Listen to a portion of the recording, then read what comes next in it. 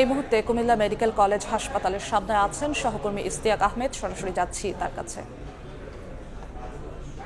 গত দুই দিন আগে যে লাকসামে এক নারীকে যে গণধর্ষণ করা হয়েছে, সেই গণধর্ষণের ঘটনায় কিন্তু গতকাল রাত দিন থেকে শুরু করে রাত পর্যন্ত কুমিল্লা যে লাকসাম থানা রয়েছে, সেই থানা পুলিশ কিন্তু 5 জনকে গ্রেপ্তার করেছে এবং তাদেরকে গ্রেপ্তার করার পর তাদেরকে আজকে দুপুর বেলা তাদেরকে আদালতে উঠানো হয়েছে এবং সেখানে 164 করানো হবে বলে আমরা জানতে পেরেছি। এই মুহূর্তে আমি দাঁড়িয়ে আছি কুমিল্লা মেডিকেল কলেজ হাসপাতাল, যেখানে ওই ধর্ষিত নারী সেখানে রয়েছে এবং তার যে শারীরিক অবস্থার পরীক্ষা নিরীক্ষা এবং প্রাথমিক চিকিৎসা যে বিষয়গুলো রয়েছে সেটি নিশ্চিত করছেন এখানকার হাসপাতাল কর্তৃপক্ষ।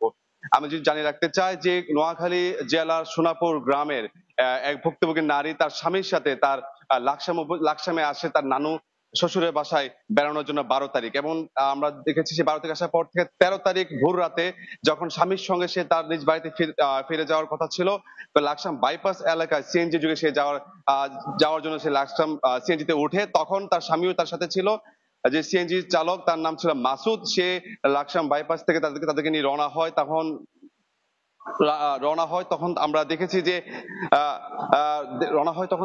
যে আমরা শুনেছি যে জানতে পেরেছি পুলিশের মাধ্যমে যে তখন যে সিএনজি চালক তাকে স্বামী স্ত্রী কিনা সে বিষয়টি সন্দেহ করে জিজ্ঞাসাবাদ করে, তখন তারা বলে যে তারা স্বামী স্ত্রী। তখন তাদেরকে লাকসামে একটি জায়গায় নিয়ে যাওয়া হয়। সেখানে নিয়ে যাওয়ার পরে যে সিএনজি চালক তার সাথে আরো 3 জন সহযোগী তাদের সাথে যোগ হয়, তখন তাদেরকে আবার পুনরায় লাকসাম বাইপাস নিয়ে আসা হয় সিএনজি যোগে।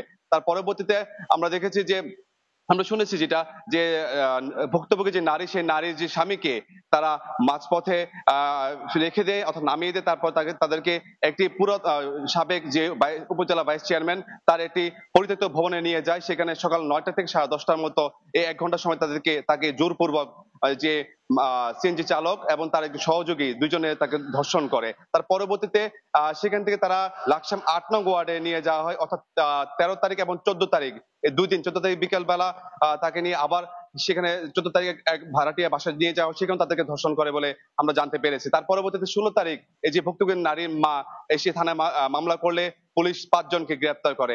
এখন এই মুহূর্তে আমরা জানতে পেরেছি যে আসামি 5 জন এই মুহূর্তে আদালতে রয়েছে এবং যে ভুক্তভোগী নারী সেও কিন্তু আদালতে রয়েছে বলে আমরা জানতে পেরেছি। তো এই ছিল আমার কাছে সর্বশেষ কুমিল্লা মেডিকেল কলেজ থেকে। সরাসরি যুক্ত ছিলাম কুমিল্লা।